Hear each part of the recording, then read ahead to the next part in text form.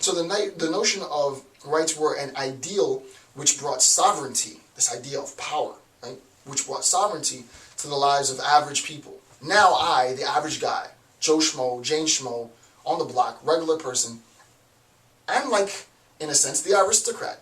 Though I might never be able to get their money, though I might never be able to have their affluence, I'm like the governors, the leaders, those who govern. Though I might never be able to rise to the position of power that they have, I have a right, just like they have a right, right? So it brought sovereignty to the average people, to the lives of the average man, and this, Gasset says, becomes problematic.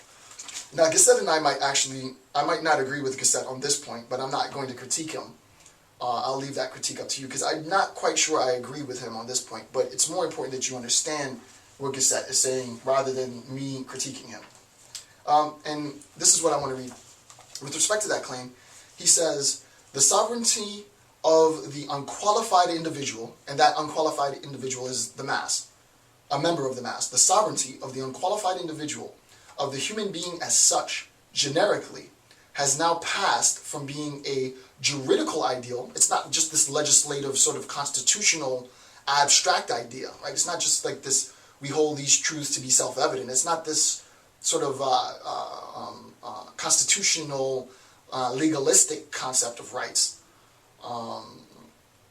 From being that, or an ideal to be a psychological state inherent in every man, It is now understood that it is inherent in every man. But this becomes paradoxical, right?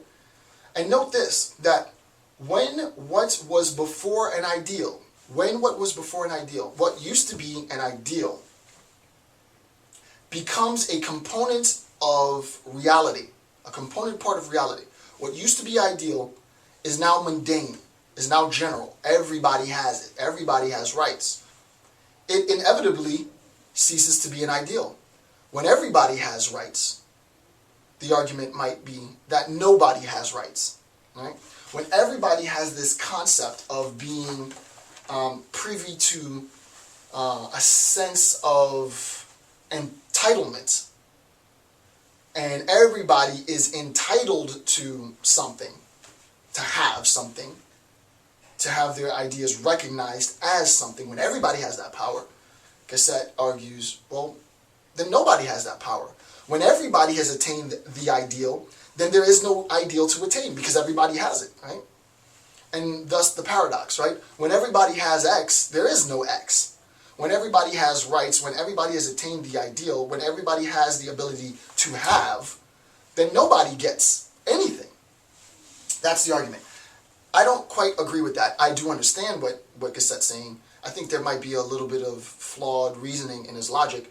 I don't think it's a bad thing. I don't think it affected his argument at all. It's just a point of difference between he and I, because I'm a very, very strong believer in rights.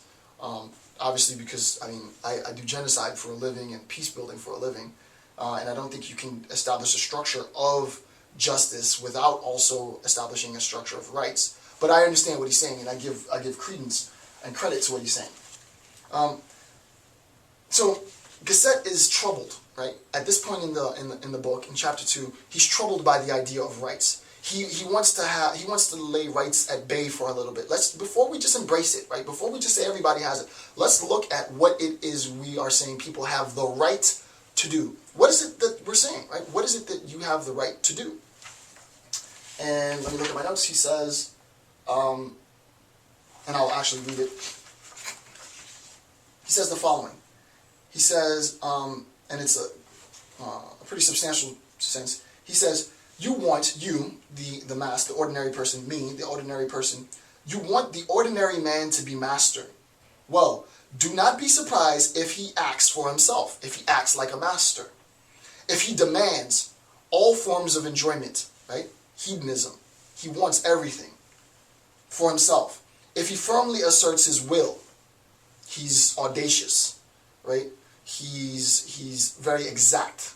If I have rights, and those rights are in a sense sovereign rights, fundamental, inalienable rights, well, don't expect, since we, the masses, as we've said, are like the spectators watching the gladiatorial event, and we can be easily swayed, well, now I'm going to throw a fit, right? I want. If he firmly asserts his will, if he refuses all kinds of services, look, I don't want your pity, don't do anything for me, I can do this myself. When in actuality, you might not be able to do it for yourself. When in actuality, you might need some assistance. If he ceases to be docile to anyone, if now he's like, listen, I have a right to do something, and you, my friend, are infringing on my right. So now we're into conflict. Now there's tension, right? Now there's strife. If he considers his own person and his own leisure, if he is careful as he dresses, there are some of the attributes permanently attached to the consciousness of mastership. And I love that word, mastership. Today, we find them taking up their abode in the ordinary man, in the masses. When the masses, according to Gasset, ascribe and understand to this notion of rights, and that these rights are inalienable, all these rights are attributed to everyone, then what we have to recognize is precisely that concept is in direct correlation to the tensions that people have. Because I have a right to X, right? And you think you have a right to X, and now we're going to fight for X, right? So that conflict arises out of this. And I agree with that point. I agree with that part. The attempt to say that the solution to that is to do away with rights is a huge problem. And I'm not saying that Gasset says that. I think that you might be able to use Gasset's account to make that analysis, and I would challenge that analysis. I would not argue that we should then do away with rights. But you do recognize, I do recognize, you should recognize that where there are rights, there are going to be conflicting rights. I'm going to feel I have the right to something, you're going to feel you have the right to something, and now it's a battle, right? But the good thing, and Gasset said this himself, is that the legislative body frames the masses, so that what the legislative body is going to do is that they're going to be the ultimate determining factor on how those rights are interpreted, right? Who acted justly and unjustly, who acted legally and illegally, because there's always going to be a conflict, and most of the time this conflict is going to come as a result of both people, both parties, both groups, both nations thinking they have a right to X, and typically they fight it out to see who wins, and the legislative body is there to determine the truth of those rights. Okay, now it's important to recognize the next part. He says, which is actually pretty interesting, and this is where we get to the idea of leveling. Right, this is the point. He says, if therefore today the mean level lies at a point previously only reached by aristocracies, the signification of this is simply that the level of history has suddenly risen. And he gives an example. Now, the average man represents the field over which history of other periods acts.